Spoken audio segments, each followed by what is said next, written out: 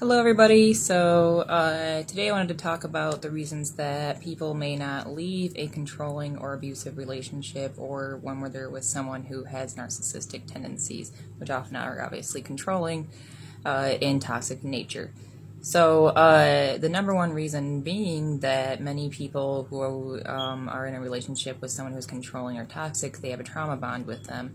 You can go more into that, but ultimately they feel a extreme bond to this person because they've been through a lot of traumatic events together, regardless of the fact that that person has caused many of those traumatic events.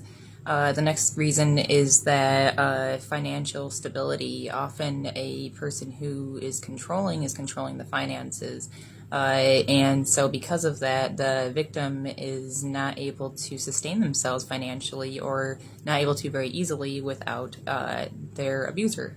And another reason is because of a fear of the unknown, fear if they can do it on their own, because they've also been, the victim's been knocked down a peg a lot, and been told that they can't do it on their own. They've been treated as if they're lesser and may even believe it themselves in all likelihood.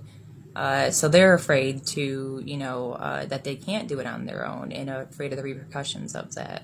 On top of that, because of their financial domination, the emotional situation, and because of how people who are narcissistic and controlling often go behind the backs of the victim and talk to others in the family, their family as well as their victim's family, and turn others against them, they really lose their support network. So when someone wants to leave an abuser, they are thrusting themselves out into a world without a support network, without financial stability, and without any stability in their lives, and being completely dependent on that abuser.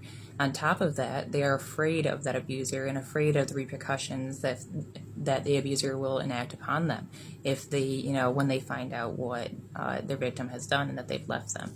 So these are the roadblocks that we have to face as a society, and we have to be willing to step up and help people out with in order to get them to where they need to be and to help people get out of these horrible relationships. It's easy to say, hey, leave and step out, but we need to be willing to help out each other, notice the signs, and notice that in our own families and friends, and help them to get out of these relationships so they do have a support network.